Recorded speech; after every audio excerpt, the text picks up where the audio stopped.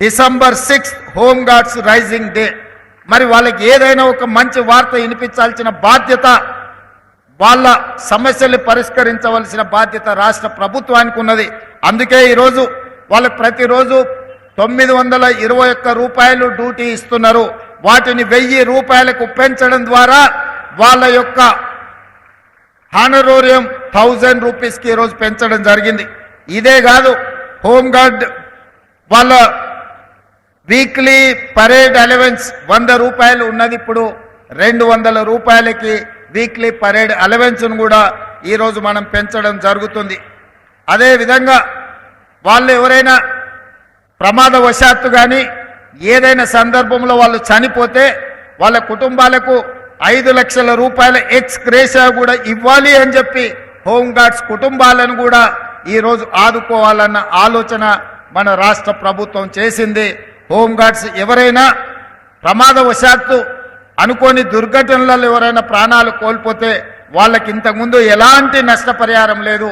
అందుకే 5 లక్షల రూపాయలు వాళ్ళకి ఇవ్వాలి అని ఈరోజు రాష్ట్ర ప్రభుత్వం నిర్ణయం తీసుకున్నది. అదేవిధంగా వైద్యానికి సంబంధించి కూడా వాళ్ళ బాధలు ఉన్నాయి. వాళ్ళ కనీసం ఎలాంటి వైద్య సౌకర్యం లేదు. ప్రభుత్వ ఉద్యోగస్తుల కోసం ఈ హెల్త్ కార్డు ఇవ్వడానికి ఒక విధి విధానం తీసుకొస్తున్నాం. వాళ్ళతో పాటు హోంగార్డ్స్ కూడా ఇస్తాం. రాజీవ్ ఆరోగ్యశ్రీ లాంటి మెరుగైన వైద్య సహాయాన్ని హోంగార్డ్స్కి అందించడానికి రాష్ట్ర ప్రభుత్వం ఆలోచన చేస్తున్నది. తొందరలోనే వీటన్నిటిని పరిష్కరించి జనవరి 1 నుండి వీటన్నిటిని అమలు చేసి హోంగార్డ్స్ను కూడా ఆదుకోవాలి అని చెప్పి ఈరోజు మన రాష్ట్ర ప్రభుత్వం నిర్ణయం తీసుకున్నది.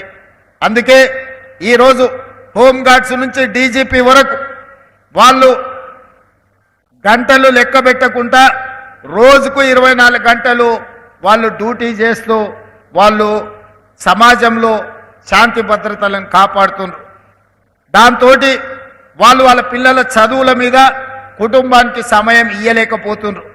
కుటుంబానికి సమయం ఇయ్యలేని పోలీసు అధికారుల పిల్లలు, అది డీజీపీ కావచ్చు, హోంగార్డ్ కావచ్చు, అన్ని హైరార్కీలో వాళ్ళ పిల్లలకు సరైన విద్య, సరైన ఉద్యోగ ఉపాధి అవకాశాలలో వాళ్ళకు కొంత అన్యాయం జరుగుతుంది.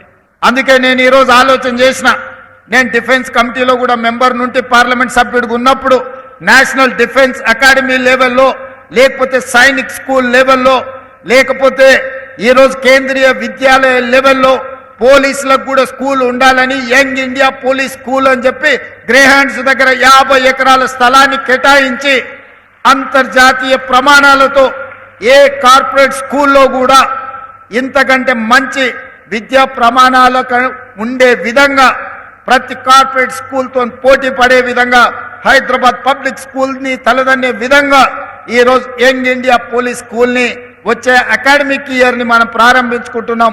50 ఎకరాలలో ఈ యంగ్ ఇండియా పోలీస్ స్కూల్ని మనము ఏర్పాటు చేసుకుంటున్నాం.